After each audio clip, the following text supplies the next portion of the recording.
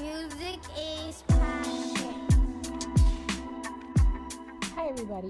Welcome back to the Wonder of Anime podcast. I'm your host, Lisa. I am a multimedia anime content creator, and my work spans across my blog, my YouTube channel, and of course, this podcast. Here on this show, I interview your favorite voice actors and other important figures from the anime industry, as well as anime content creators.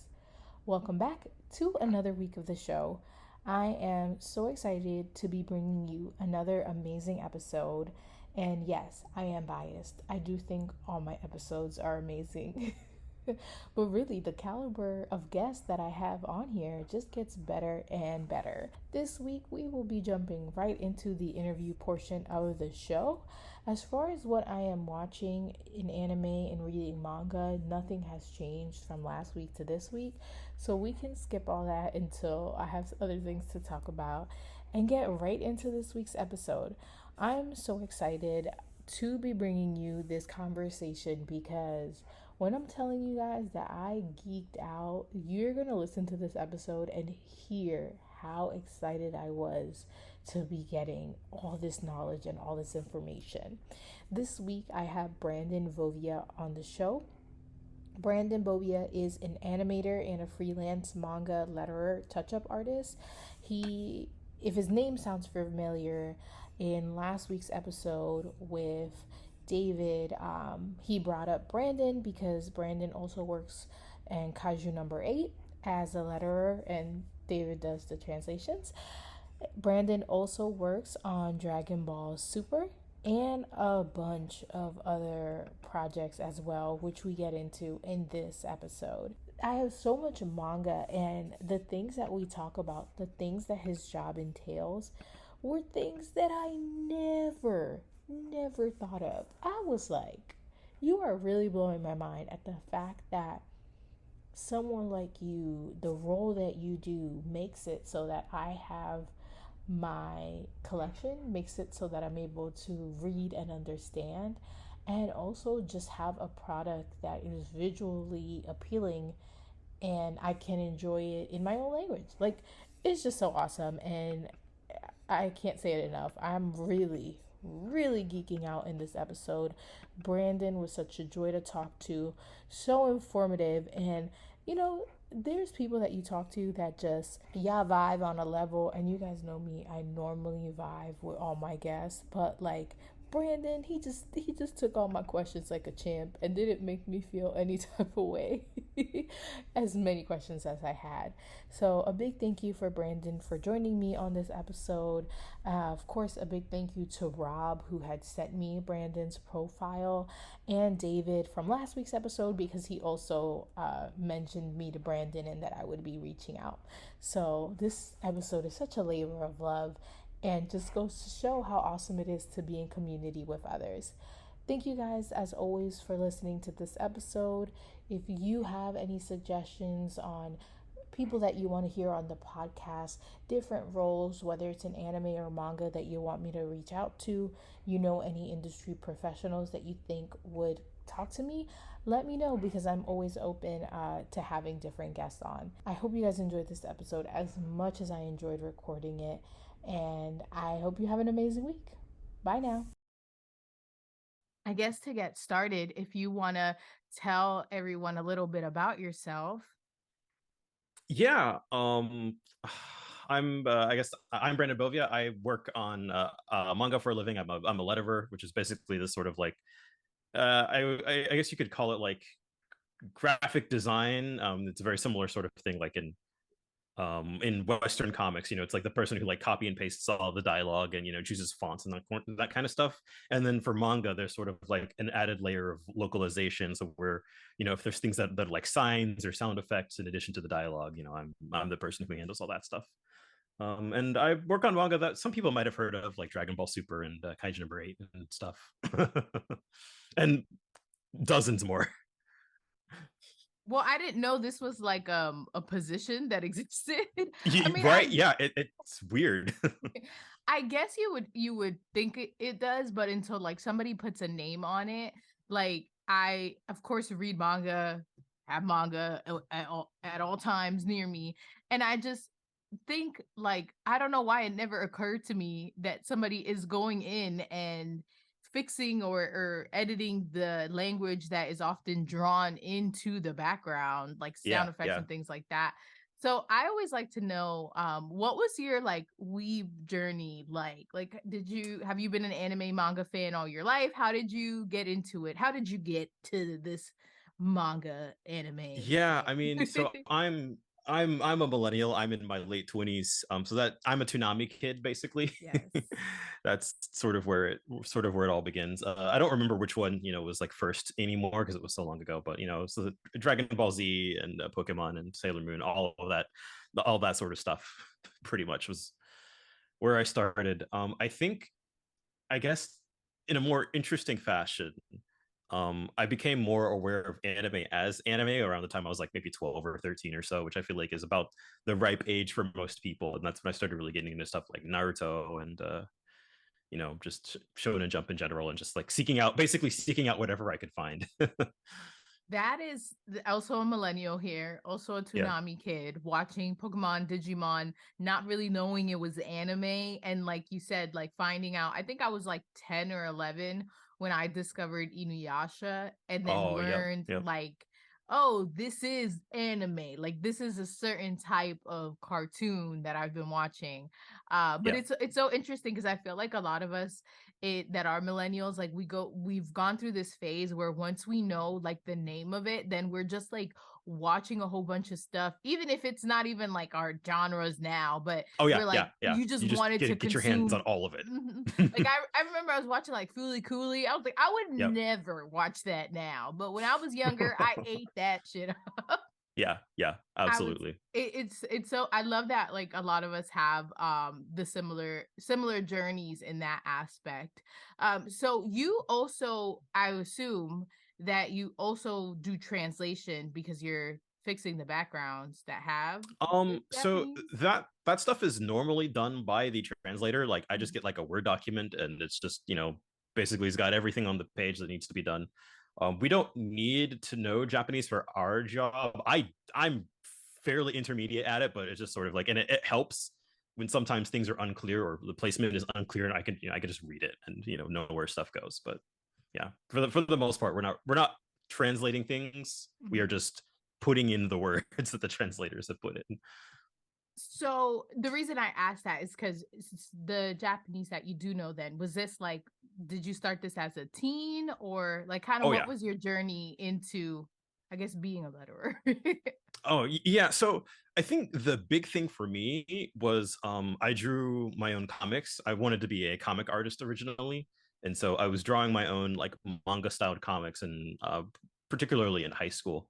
And what I would do is like I would be looking at like the manga that I had just lying around in my collection, and just not only in terms of the art, but also in terms of the lettering. I was looking at like how do they do the sound effects? How does it what does a good version of this look like? And so I was trying to get as close as possible way back in high school, and so that kind of serves even now, I think, to like the foundation of what my work is. That is so awesome. Do you still draw your own comics and stuff now? uh Not really. I still draw plenty, but like I haven't drawn like a proper comic in years. Listen, it'll come Always one on the day. back of my mind, like I should do that again. The lettering would be so much better now. Now that you have these skills, Yeah, yeah. because I see obviously there's like this involves like graphic design.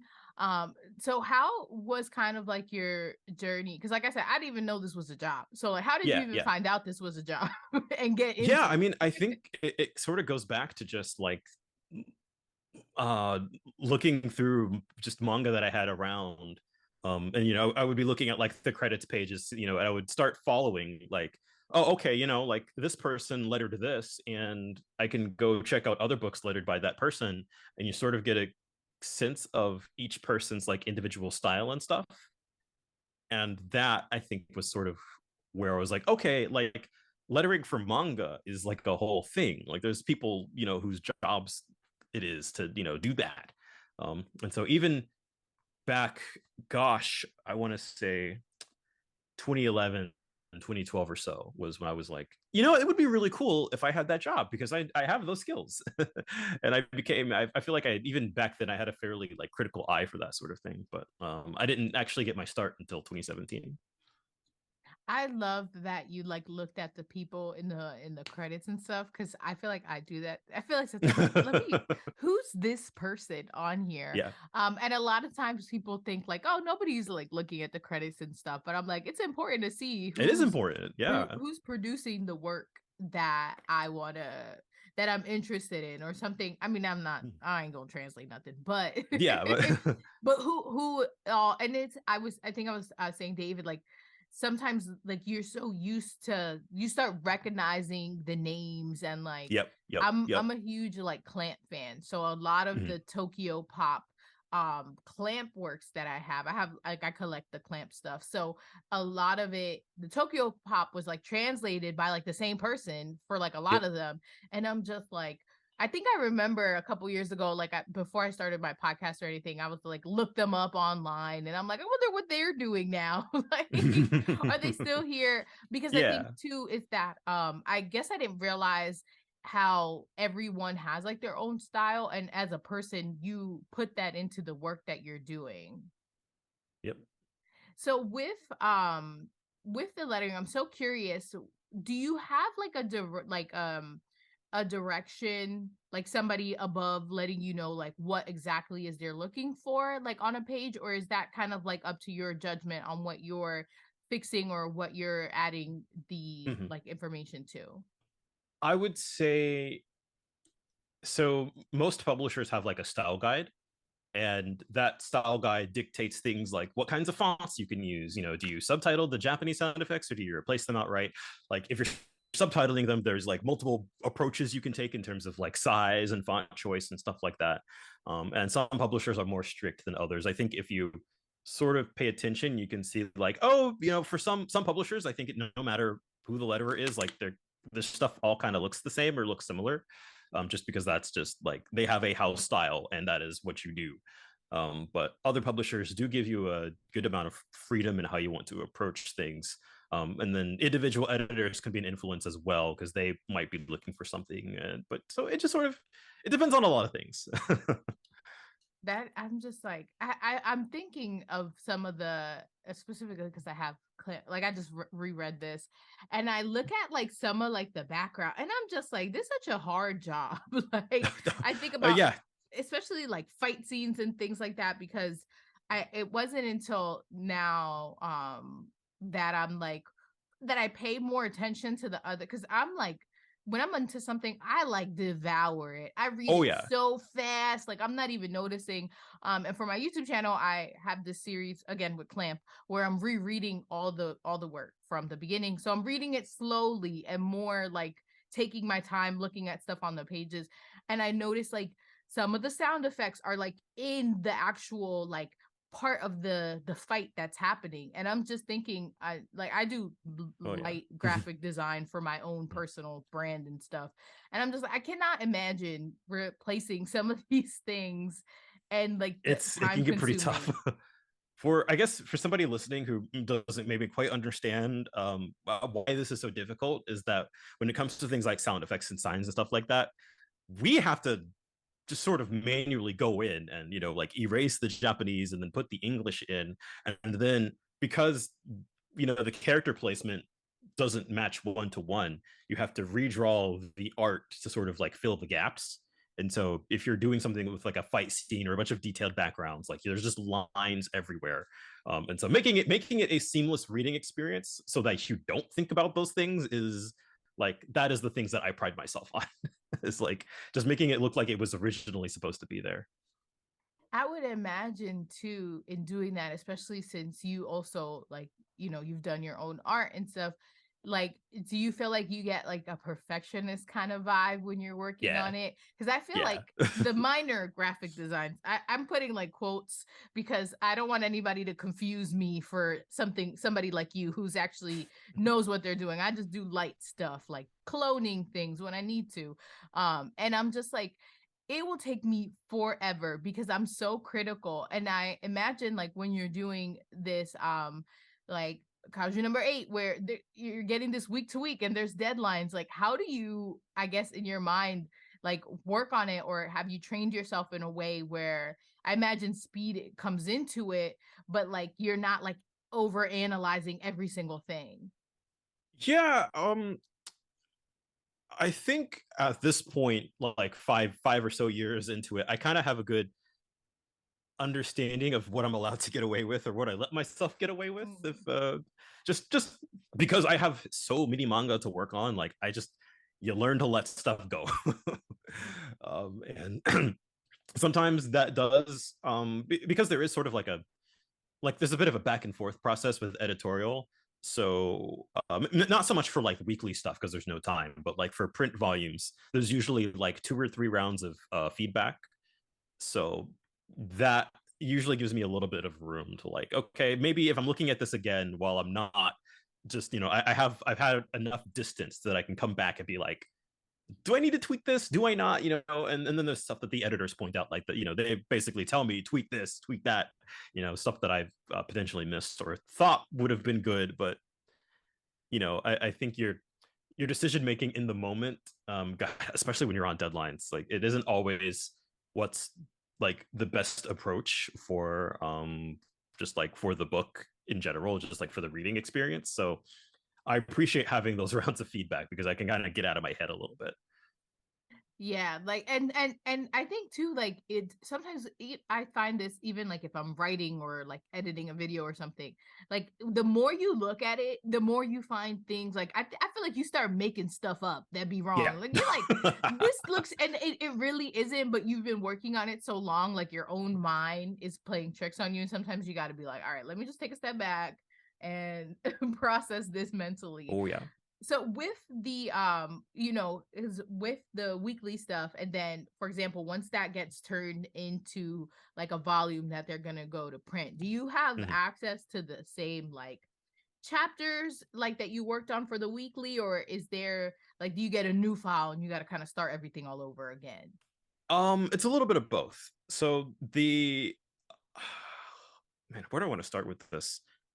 So like the art files that we use for weekly stuff and volume stuff are completely different for a number of factors. Like they tend to be for print, they tend to be come in at a higher resolution, and the manga artists often make changes to the art. They tend to correct stuff between volumes, depending how much depends, but like just in case there are changes, we tend to just like we just use the art that comes from the volumes, and then we can copy and paste the dialogue lettering, and that usually involves some just because of the way that like the files are organized and the way that things are laid out. I usually have to scale the dialogue lettering kind of up or down to match a little bit, just I think probably because of like the resolution differences and stuff like that. And then one thing you don't have to worry about with digitally published manga is stuff like bleed and gutter and stuff like that. So you have to, for print, you have to make sure the text is placed in a way that it won't get cut off. So when going from like the weekly release to the print release, I'm having to, like I'll nudge this in here a little bit and stuff like that. That again, things that I've never thought of in my life. And I'm just like, this because I too, I'm not gonna, I'm now am an adult and I have adult money, so I can purchase manga, but I'm not gonna lie and act like I've never looked at a fan Oh translation yeah, of or course, of course. scans. We all have. No, because some Yeah, people try to act holier. I wouldn't, come on, we've been there. yeah, But I yeah, do find it yeah. now that you've said that, I just think about, especially like with the manga artists going in, I think about how I've read stuff scans and I will then go and purchase the manga. And I think of Mhm. how different or just subtle changes too that you're like, huh, this, because I'm the type of person that if I'm like, wait, I'm like reading this, I'm like, hold on, let me look it up and see what I saw before. And it makes Right, sense yeah. that some things, it's kind of like with anime, like when they're releasing anime and then when they put it on DVD, like they Oh touch yeah, it yeah. up and stuff like that. Do It's just you you have more time.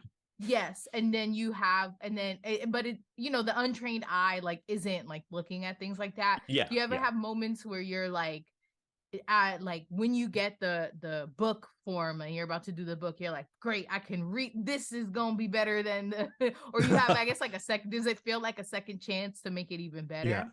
So I think the big thing, like because the weekly releases is like it is just subtitled sound effects. Mm-hmm. And I think adapting the sound effects and fully replacing them, or even just like more stylized subtitles, that tends to be where most of the work comes in for the print release. So I would say for the most part, when I'm taking my weekly work and preparing it for print, I would say it is like 90% the same. There is in the case of Kaiju number 8, we actually the weekly releases, we like started I want to say like a month or so behind the Japanese release. So we did like the first 5 chapters, like me and David and our editor Carlo, like we did that in a weekend. Like we pumped those out super fast. So when it came time for like volume 1 of Kaiju number 8 to release, like about a year later, that because the weekly release was on such a truncated schedule, I was able to go back and sort of like, okay, I'm gonna like tweak the fonts here and there a little bit. I just like I think if you compared like on the Shonen Jump app, because it still has the weekly versions, if you compared it to the print release, you would see all of these like little nips and tucks I made here to just sort of like my lettering choices. But I would say like as far as my approach to lettering the dialogue, it is for the most part 90% unchanged. Like my mind just feels so blown because I'm like, it was here all along. I just never knew or paid attention to it. That is so awesome. And you mentioned you work on things like multiple, you're not just working on one series, you're working on Oh yeah. multiple things at a time. What kind of does your schedule look like?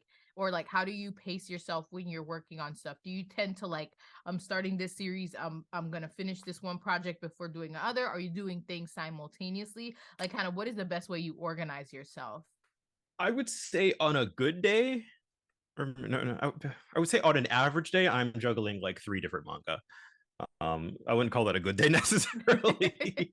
But so I tend to sort of split things into like, well, okay, and usually I have deadlines for like maybe closer to 6 or 7, maybe 8 at a time, and so I'm kind of like, which 3 are due the most soon, or do the soonest, and I just sort of focus on that.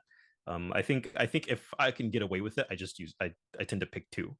um but yeah, sometimes I'm like, all right, a full work day is often like juggling 3 or 4 different books, which can be tough, most certainly. I And feel I'm not the best at scheduling. Sometimes I'll start working at like 7 or 8 in the morning. Sometimes I don't get started until noon or 1, and I'm just like rolling out of the bed. It's definitely a place I think I could get better at. But at the same time, being full-time freelance affords me that freedom to roll out of bed at 1 if I really want to. I mean, and I don't know, sometimes too, like, do you find like you work better under pressure? Like, I know it's Yes, like taboo, 100%. but I'm like, I don't know if it's my sign placement, but I'm like an Aquarius. And for some reason, like, and I know some people are like teachers would always be like, don't we can tell when you procrastinate. And I'm like, you've never been able to tell because I've always gotten A's. But sometimes I feel like that extra pressure, like you just because you're determined to get it done and you know Yep. that you're getting it done like quicker, you're determined to make it really good. You're like, Yeah. yes, like this is Yep. Absolutely. I had a little bit of a lull here in October, and so there was stuff that I really could have been doing and maybe should have gotten ahead on. But if I only have one thing to do for the day, I'm often just kind of like, whatever. so yeah. So I feel like I need to have that pressure a little bit to be like, okay, gotta keep my plate spinning, gotta keep it going. Right. But yeah, it's that's a bad habit. It is. Is it though? Because you're getting stuff done. Yeah. We need to deconstruct what we think about how people get work. Because I feel like too, like people are always like, you gotta do this and do it a certain way. And it's like, if it works for you, like I Yeah. think Yeah. letting go of that mentality where it's like, I gotta work during the day. And it's like, if you're working at 3 a.m. and it works for you, like why fix it? It's not broken. That's true. That's true. Do you have, because you are freelance and you're accepting projects and things like that, is there like a certain limit where you're like, all right, like I'm not gonna accept X amount of projects? Like how do you pace yourself so you don't burn out? poorly, and I am burnt out. Oh no. But the real answer is that I had to learn a lot of hard lessons this year.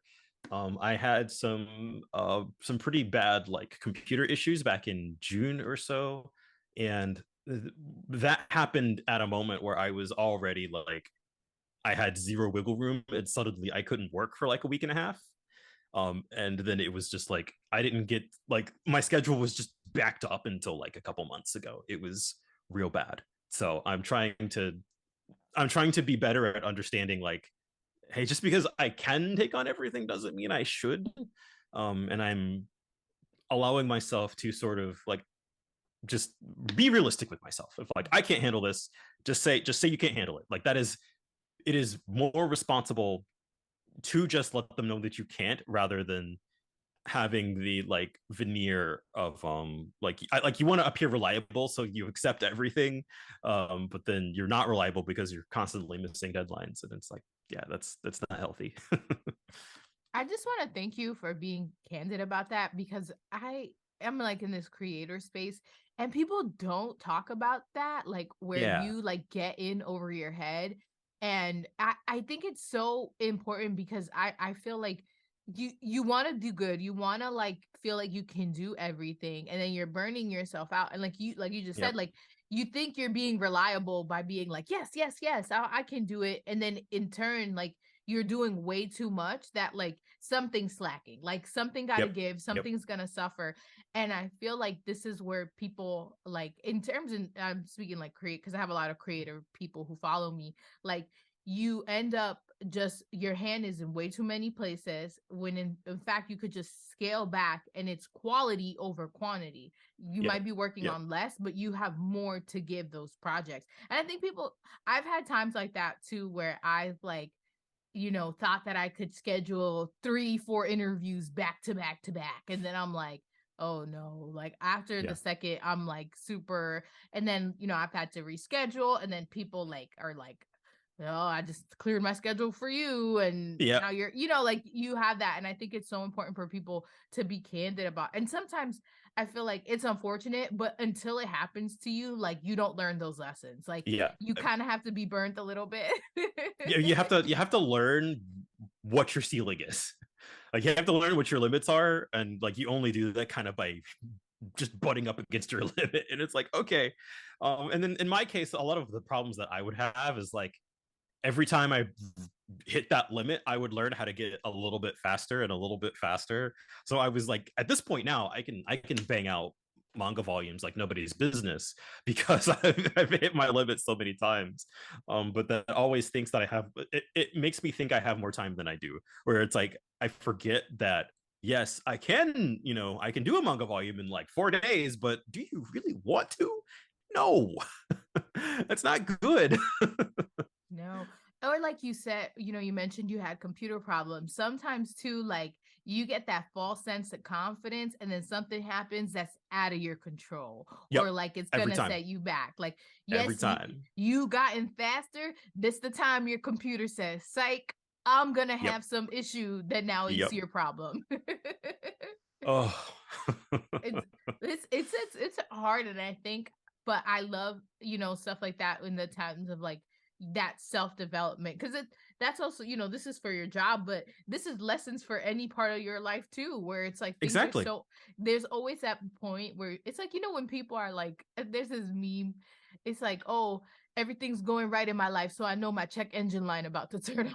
It's like Yep. everything's fine and now your car got like a problem or something, but that's life on a bigger scale. Once you think you've got something mastered, here comes the next level, here comes a new lesson for you to learn that's going to manifest itself in some way.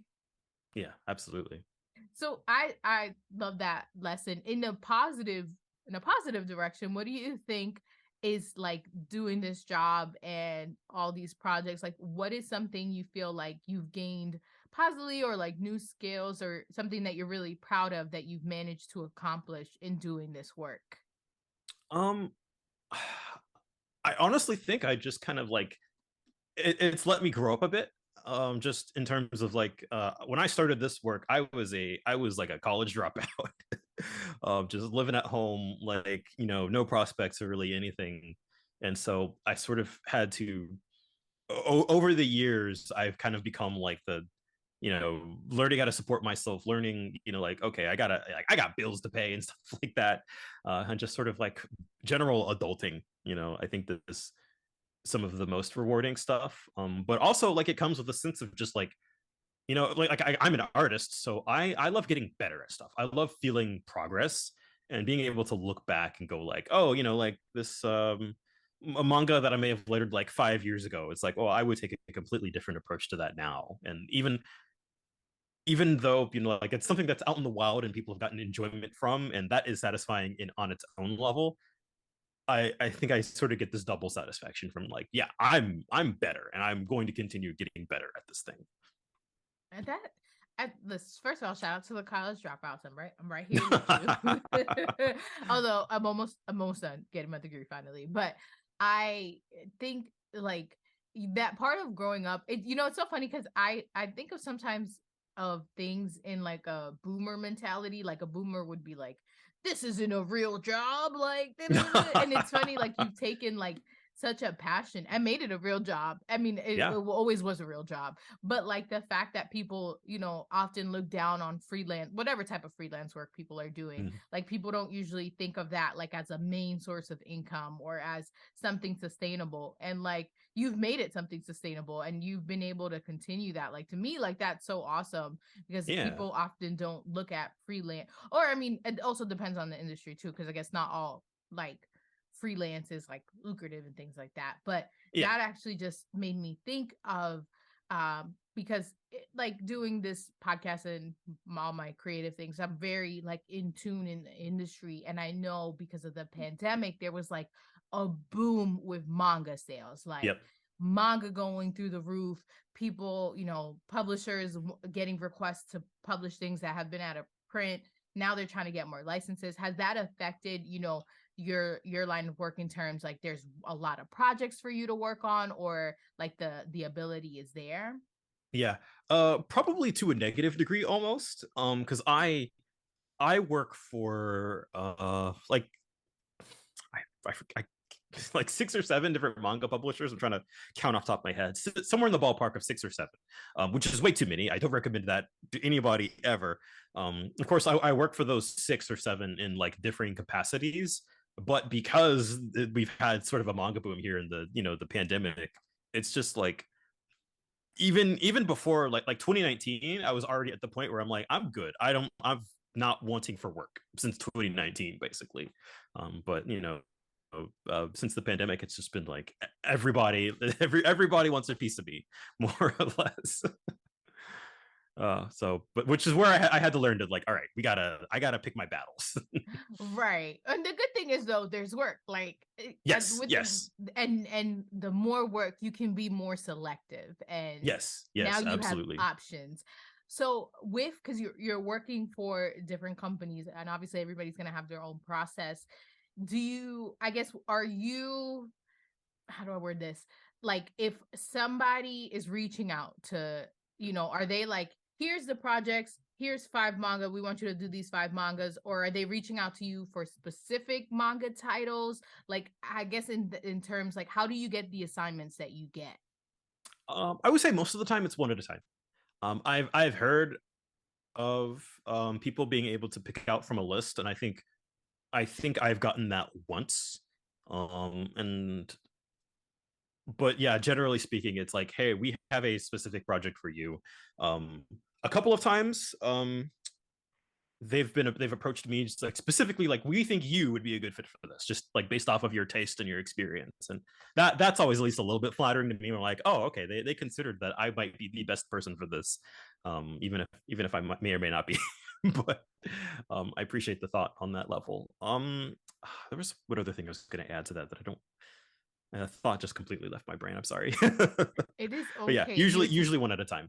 Usually, and you mentioned the style. Do you find that like, are you getting approached for the same? Because a lot of shonen is depending on the artist, but there's similar tropes, there's similar things in the art style. Are you getting approached for like all shonen, or is it like varied? Like it can be like a slice of a Josie or a shoujo or things like that.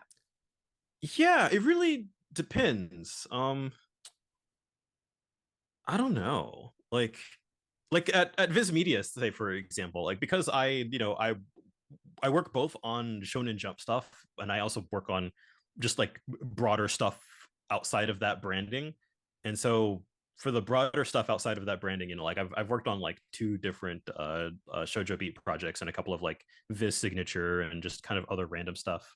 But just like for Shonen Jump in particular, it's a lot of like, hey, you worked on this thing and it didn't do too well, so it got canceled. So here's the next thing that's starting next week. It's kind of just like one thing after the next, honestly. So maybe more about availability rather than sort of like personally crafted towards one skill set. I don't know. With lettering, do you like if you are assigned a project, like is the letterer the same person through the whole, every single chapter? Is it like that? Most of the time, yeah. Again, they can account for just like availability. Mhm. So I worked on like two random chapters of Haikyuu because the main letterer for that was like on vacation or something. And there are a couple other series where I just sort of like I filled in just like, okay, I'm here, just doing it for this week.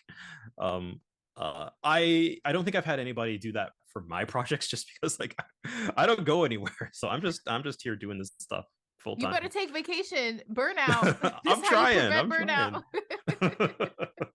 You gotta be like, wait, Yeah. the manga's going on hiatus. This is my chance to go on a Yeah, vacation. exactly. Oh, that's so cool.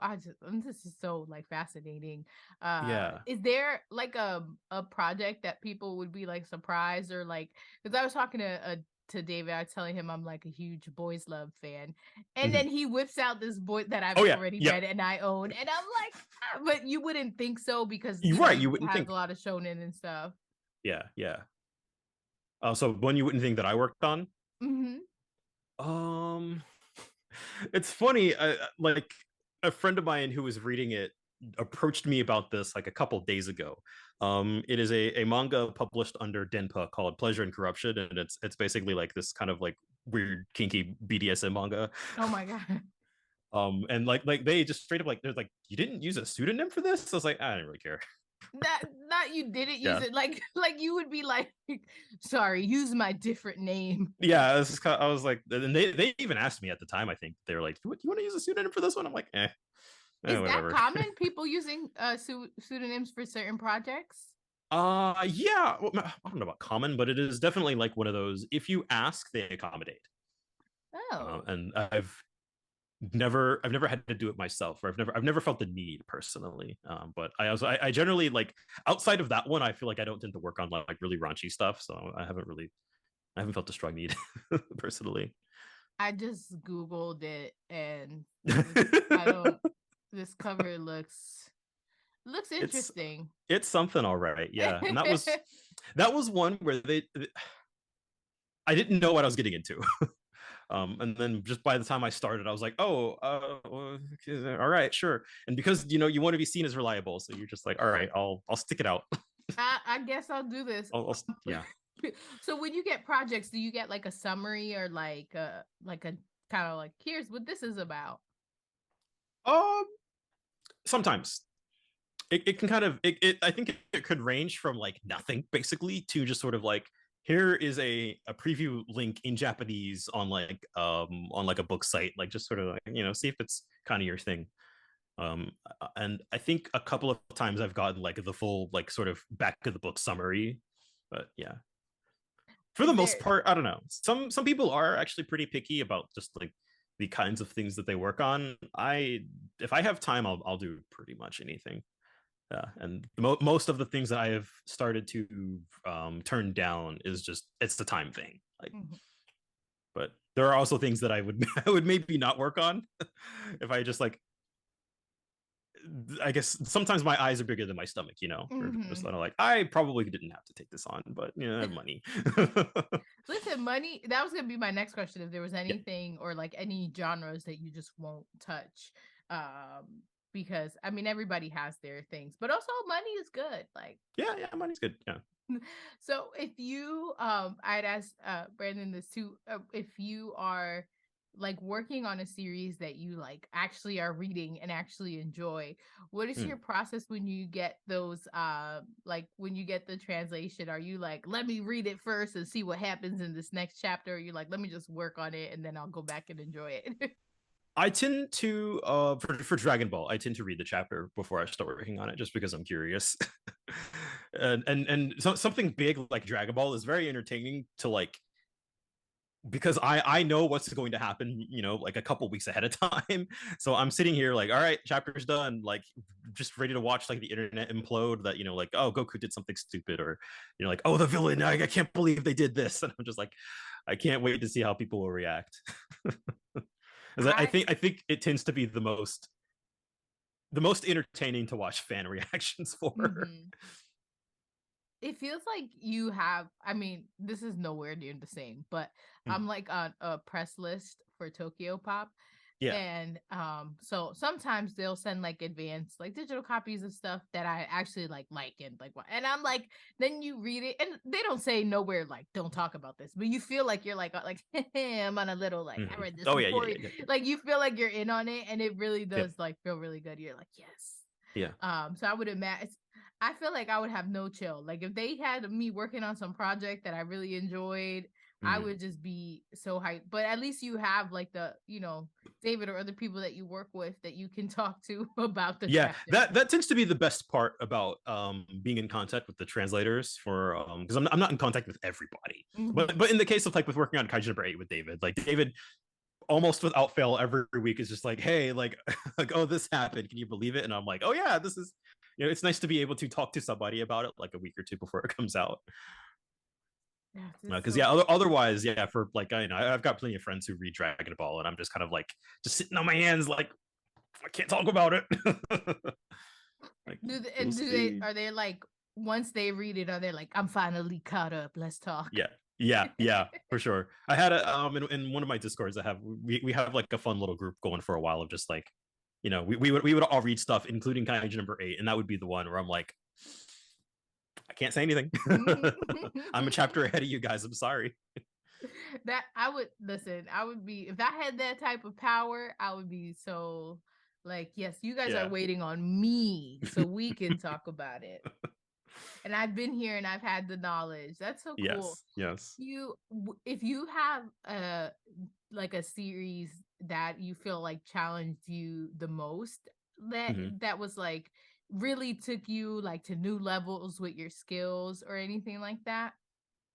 I think the big one for me is that, so I worked on a Transformers manga back in like 2018, 2019, and that it was like my first big like action project. And so, and not only that, because it like released in Japan like concurrently with the original cartoon back in like the mid 80s. So I'm working with something where the like the state of like the art files is pretty old, so there was a lot of really sort of specific techniques I needed to come up with just to sort of like get it looking good.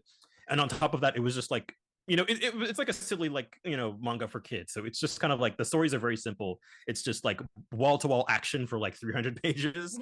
And so that was sort of like where I think I got really good at doing action sound effects.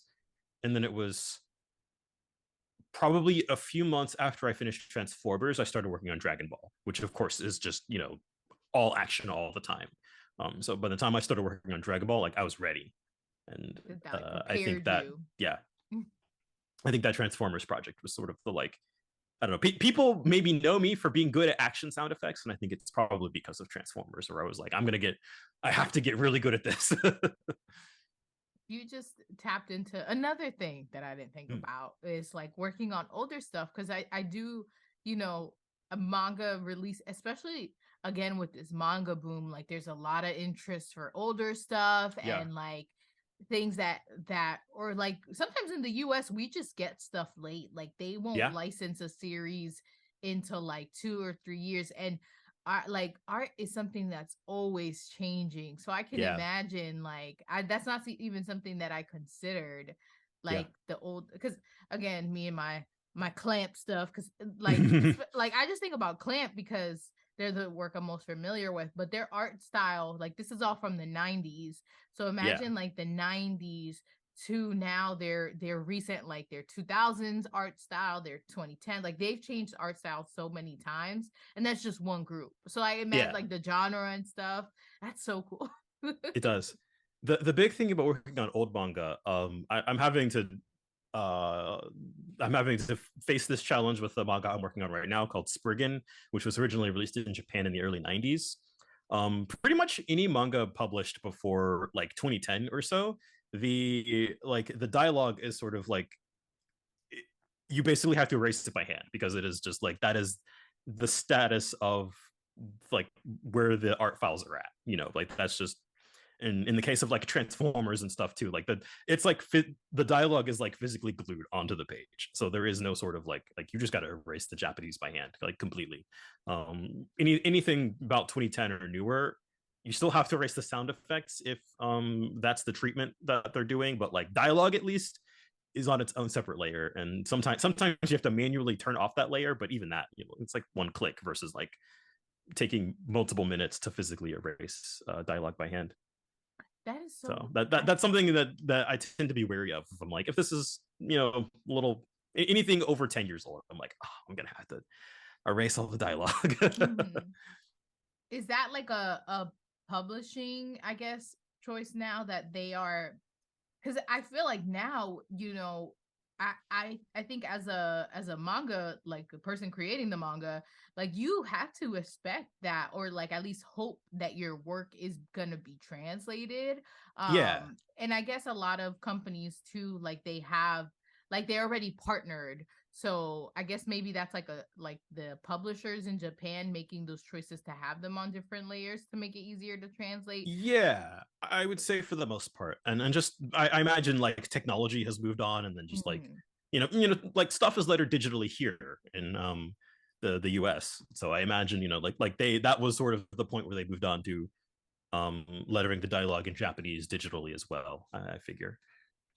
That's just so. I just again, things that you don't think about in the way. Well, and there's stuff too. Like I am very interested in the industry in general. So if there's like the little editor notes in the back Yeah, or something like that, and sometimes the mangakas will write their own process where they used to do things by hand, or like yeah, like cutting out screen tone and stuff. And Yeah, it's oof. like now that stuff, I mean, it makes it, especially with how quickly manga is being like turned out. And Yeah. I just imagine the technological advances. But Mhm. I wonder, and I don't know if this is something that you can answer, maybe just like thinking out loud, where they are like making it. I wonder if they think while they're creating it, like this is gonna be translated, so let me make this as, like, I don't know, I guess maybe like thinking like, are they making this as easy as possible for it to be translated, like with terms of the dialogue and things like that? I would say some do consider that, but Hmm. on the like broad strokes, probably not. Right. As much as it would make my life easier, there are some manga artists, because Japanese is read, like vertically and right to left. So that means that dialogue balloons tend to be like taller than they are wide, which can make for a lot of really awkward fits when you're lettering something in English. So there are some manga artists who do opt for like wider balloons or just sort of like perfect circles or like squares or other shapes. And so those considerations are pretty highly appreciated, because one of the biggest challenges with lettering manga can be like you can say a lot more with a lot less in Japanese than you can with English. So Hmm. you can get across like a whole sentence or a lot of meaning with just like a tiny little word balloon that's got just like a couple characters in it. And then in English, it's just like it's going to be unreadable. So having to create solutions to make sure that something is still readable within a tiny space, or like you gotta make sure that like if you have to break up a word because it's in this like just tall word balloon, it's like okay, maybe don't use words that are just like 20 characters long. uh and like just my personal style is that I don't like breaking up words if I can avoid it.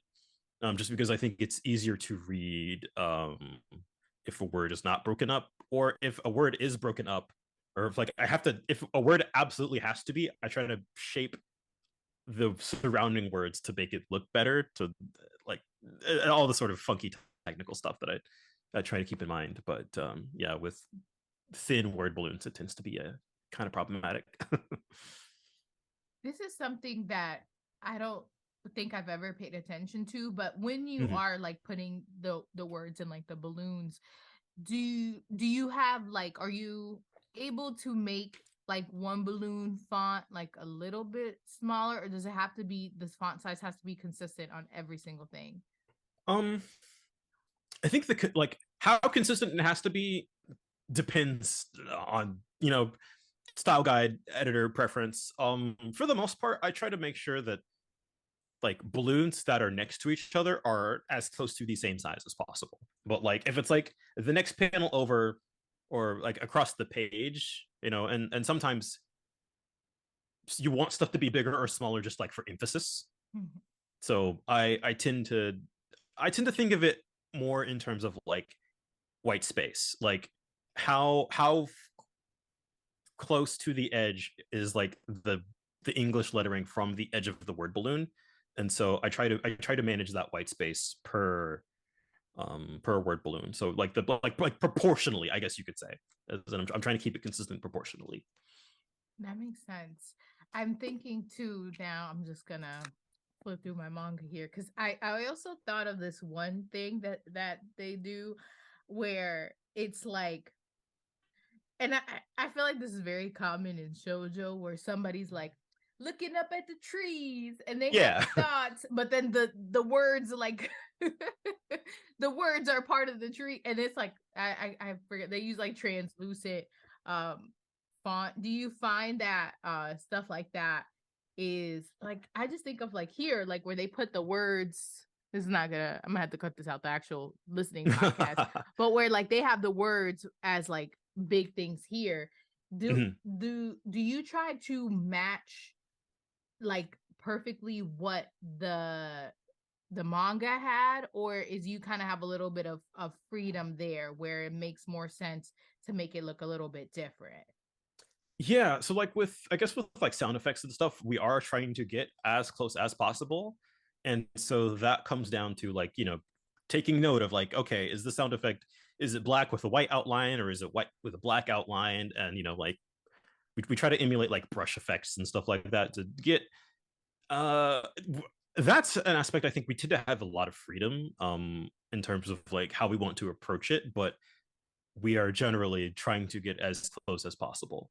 Um, and I think if you did kind of like look side by side, you would be able to notice maybe each letterer's sort of like individual approaches. Like my style, I tend to prefer something that looks a little more hand drawn, because sound effects are hand drawn in manga most of the time in Japanese, but American comics tradition is more about using like fonts and manipulating fonts to get like an interesting look. So a lot of, not about a lot, but like some folks opt to just use fonts, and like because you're just using like an outline in Photoshop, the like the width of the outline is the same around the whole font, and that isn't how it is in Japanese most of the time, because they are hand drawn. So there's a little bit there's like some variation.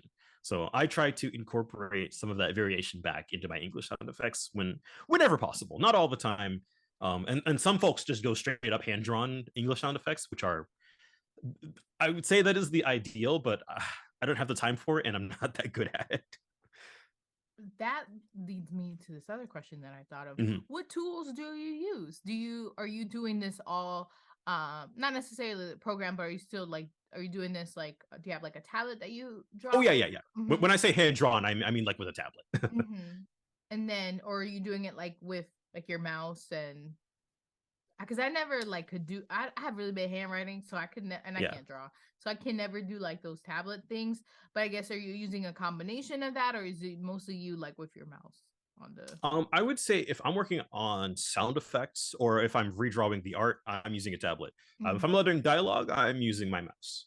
Okay. Oh, that's so Yeah, cool. it just and we letter the dialogue in design almost exclusively across the industry, and then any sort of like sound effects, any sort of like image editing. I use Photoshop and Clip Studio Paint like off on the side. And then some people, I would say most people use Photoshop. Some people use Adobe Illustrator, which I think is weird. And I've heard of folks. Clip Studio is a popular choice of just broadly, but I don't think I could like my process is so specific to me. I don't think I could give up using Photoshop as much as Adobe makes me tear my hair out. Yeah, like once you get used to like a program, it is Yeah. very like I've been using Photoshop again for my menial photos. I don't want anybody to think I'm out here graphic designing. Although I did go to school for graphic design for a little bit. But it's like you even when they upgrade it, a lot of the functions are just the same. And it's like Yeah. I just can't like I know there's like free alternatives, but I'm like I know the shortcuts, I know the little like Yep. the little Photoshop tricks and tips. Like I can't give that up. Yeah. Even though I At don't this like going point, through the subscription model. it would really take more time than I have to sort of dedicate myself to learning something completely new. So it's just like there if there's something specific I need that Clip Studio is better at, I'll just use that. But yeah, I would say I'm using Photoshop most of the time. That's cool. And we will never rid ourselves of InDesign because literally everybody uses it for lettering, for just like putting together like the print layouts and lettering the dialogue and stuff like that. Like you just can't get around it. I I had to learn in design when I went to graphic design school for a little bit. And I was like, what the hell is it? Like it's Yeah. so I mean, I guess obviously with practice anybody can Yeah. I mean, feel the it. irony is that we had like an InDesign section of one of my design classes back in college, and like I got like a C- on that project back in the day. So I always find it very funny that that's just like my job now was InDesign. Like, of all places to end up. Right. Like now this is like when people would be like, don't use calculators because you're not gonna have a or like you're not gonna have Yeah. a calculator in your pocket. And it's like, well, look at Well, me now. yeah. Oh well, this has been so much fun. I'm first of all, thank you for answering all. I'm the type of person I don't really like have like notes or anything like that because I Yeah. tend to go based off the conversation, and you just allowed me to ask so many niche questions that I just again like you say things and it makes me realize this is something that I never thought of, and like Yeah. I should not like, oh, I need to you don't need to know any in and out of the industries that you're interested in, but the amount of manga that I own, I should Right. probably as now that I like I said I'm paying more attention to those types of things and realizing because a lot of people are like a lot of anime fans or like creative people are like, I want to work in the anime manga industry, and they think like you can only just be a voice actor or you have to Yeah. go to Japan and become an animator, and there's like a lot of smaller roles or like niche roles that you wouldn't possibly think of, which is why I kind of want to started this series where I am focusing more on the people behind the scenes, because there might be somebody who is really good at Photoshop, doesn't even know or kind of didn't even think that this would be something that they're able, to do aside from a hobby. Like this is actually your income, and you freelance and work on a bunch of projects. So I really appreciate you taking the time to answer these questions that I'm so like I'm so asking more. I'm like, to say more about this really niche thing. I love talking about this stuff. So I thank you for giving me a platform to be able to just like, all right, here's all the weird niche like graphic design nerd stuff that I'm doing on all this manga. And I think the beauty of it is that like you can enjoy manga just in your native language. Like you can just enjoy manga in English without having to think about like, I work really hard to make sure that English reading experience is as seamless as possible. So, but like I also do talk about a lot of the technical stuff on my own personal like on my Twitter and stuff. So like that information is out there if you want to seek it out. But like first and foremost, I try to make sure that, somebody just picking it up for the first time just like they need to be invested in the story. Like they're not here to think about the lettering or the translation or anything like that. So I think I pride myself on that. Yeah, and that just speaks to your skills because you you don't notice or things don't stand out to you because you do such a good job and Hmm. it is seamless, whereas opposed to like if you did a bad job or like some of those. And shout out to the fan translators and the cleaning people, like the fan translations, they have like credits like who cleaned Oh yeah, this yeah, up, yeah, yeah, yeah. like some, they be trying, and but maybe they can contact some of these manga publishers and get paid to do this stuff legally. But you notice when things are not like Yeah, you not even if you there. don't have like the vocabulary to articulate if something is off, like I do think most people can tell Yeah. um when they are like reading something and like like the like say like the text isn't centered or like the font is kind of distracting or ugly. Like they might not really know it, but like it's these little things that are kind of chipping away at them and taking them out of the story. So I do think that is maybe sort of the major difference between like reading something officially published and reading like a fan translation, because it's just like a wild west out there with fan translators, and like for better or for worse, that's just like there is not a whole ton of quality control. um not to say that there's none, but just like you don't know what you're getting. And I think with sort of officially published manga, there tends to be like there's back and forth, there's rounds, there's like spell checks and proofing and stuff like that. And so I would say we try to maintain like a pretty high quality bar whenever possible. You see, this is why I'd be talking forever because you just unlocked another thing. Because my favorite series from Clamp and just in general is XXX Holic, and I learned people just call it Holic. But Hmm. I was reading it as it was like coming out weekly in high school. And recently, like in the last 2 years, yeah, I think in 2020, I actually finally was able to purchase the whole collection. Yeah. Because I'm an adult now. I got adult money. And the one thing that like you just said that like unlocked a memory in my mind was they, especially because scans often come from like when they're releasing weekly in the magazines, Yeah, they're physically and like they ripping out the pages and scanning, and it just looks and awful. there was like, especially like, and this, I'm pretty sure other manga people do this, but Clamp, they'll have like the cover page for the chapter, and it's like so much, like just so much text, like a little like this happened in the last chapter, what's Oh yeah, gonna and happen, there's all and this like ads and stuff. Yeah, yeah, yeah. and I didn't realize, now I'm thinking about when I finally was able to read it with the actual book in my hand, like how clean and Yep, crisp. yep. And this is thanks to your job and people like you. Like again, it's things that you don't think about. But now that you said that, I'm like, that was something that I picked up on, like how much easier it was to read, because it's like something, it's like, like back in the day when people would do not just anime, like bad dubs of like foreign films, and the lips Yeah, don't yeah. even match, like things like that just take you out of the experience.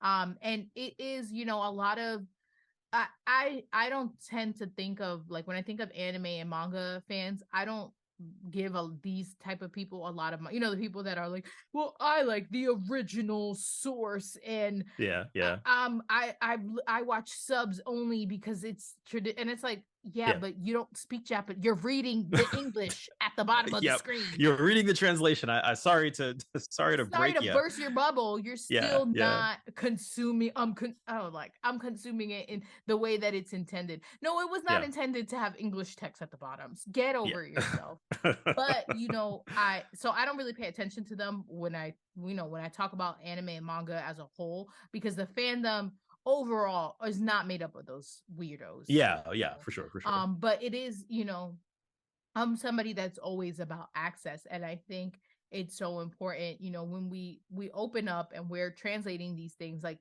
you are giving access to a lot of people that may not have had the means. They want to enjoy Yeah. something not in their language, and they also want it to look good and have that quality Hmm. as if it was intended to be in their language. Yeah, yeah. I think getting as close as you can is, and this it's sort of like a bit of a philosophical debate maybe, but there is sort of a like every localization work is this balance between like accuracy and sort of reflecting the original experience as much as possible, but also like being an actually good experience in your native language. And like that takes many different forms, and people will debate it until the cows come home on Twitter. But it is just that it is a sort of a philosophical difference between how much you want to balance on one side versus another, and whether or not like being necessarily faithful to the original language down to the sentence is maybe now you're now unfaithful to what the original experience, like if you were a native Japanese reader, like what are the feelings that would give you. And so we're always trying to balance those two things, and I think people do tend to get caught up on like one versus the other, but like it is a balance, and it will always be a balance. And translation and localization it's an art. It will always be an art. Like it is more art than science for sure. Yes, and again, this is another reason why I wanted to speak to individuals like yourself and people who are doing this work, because for us fans who love and collect manga, like all this stuff matters and it is very important. And I feel like obviously yes, the original art, but you guys deserve that credit and more of a spotlight. And I just love, like I said, I just love learning. And I know I have a lot of listeners who are also on the same wavelength and love this like technical industry talk. So again, I just want to thank you so much. I do and I always sure to include people's links in the description of my episode, because I am following you on Twitter. But I seen that you have like you've posted like videos of you doing some work and things like that. You had mentioned earlier where you do get into the technical stuff. So I will be sure to link that, because you do have a lot of like resources and knowledge on that you share. Is there anywhere else or anything else that you want to promote that people should check out? Not really. I mean, most of the stuff you can find on my Twitter. I'm running a little me and a friend of mine are rereading One Piece, and we're putting that into sort of a podcast discussion forum. And you can find that it's called One Piece at a Time. You can find it on YouTube and stuff. That's if you just want to hear name. Oh my god, I love it. That's clever. That's cute. Yeah, because the whole thing is because it's such a long manga, and we break it down into only reading 5 chapters every week. So we are quite literally just taking it one piece at a time. And it is a sort of like, here's this whole like this daunting project of reading a manga that's over 1,000 chapters long, but like we've been at it for almost a year, and we're like a quarter of the way through. Like it's not so bad. Oh my, that is this is not have nothing to do with manga, but like I am my husband's watching One Piece, and I'm like, I'm not watching it, but it be on in the background, and I'll be like, like there was this part yesterday. I'm like, should I watch? Because I'm very that's like how they get you. Listen, I'm very on it. Okay, I just found the podcast because I'll be sure to link that in the description of this episode. But like I said, I'm just like, this is like, my husband's like, are you watching? I'm like, no, because I'm usually like editing or something. And it's in English. I do watch a lot of subs, just because for me, not like I'm like sub versus dub, but I'm really bad with not paying attention when I'm watching stuff. And I feel like I'm trying to, when I watch a sub, I'm able to like not look away. And like, if I look away, I miss everything. Yes, your focus a little bit better. Right. So, but the One Piece dub is really, really good. And I'm just it's like, awesome. I've talked about it for a couple years now, like, but I usually like, man, it takes so much work for me to watch a 24 episode anime, because I'm like a 12 girl. Like, give me 12, I'm in and out. And like, and it's weird because I could read a manga that has like 300 chapters. Like XXX Holic has like 2 something, and I read that every year. So, but I will be sure to link this, because you guys have a lot of different content on this channel too. Oh well, it's mostly his. It's like because he's a gaming YouTuber mostly, and I show up to, like, we do the podcast together, so I'm like the permanent guest basically. Oh, okay. Well, I'll be sure to link the playlist. You guys have, oh, not me accidentally starting this. Yeah, you guys are episode on chapters 200. But there's like I'm like, this is impressive. And I'm like, oh my God, there's still 800 chapters to go. Like I said, we're about a quarter of the way through the manga. Oh my God. But like, hey, it's been less than a year. So I think that's like, and we're going at it like no normal person would read 5 chapters a week. Like no, that is a minimal amount of chapters. So if we can read it in about 4 years, I think anybody can try it. You know, you just got to take a little bit, you know, you got to take it one piece at a time.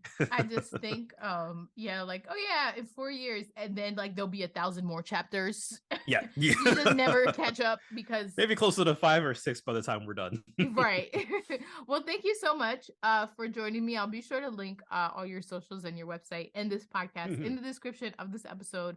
This was so much fun. I appreciate you answering all my little nerdy questions and side tangents because one answer leads to 10 more questions. Yeah. And that thank you for letting me ramble. This is all I do every day. So it's just always on my mind. Rambles.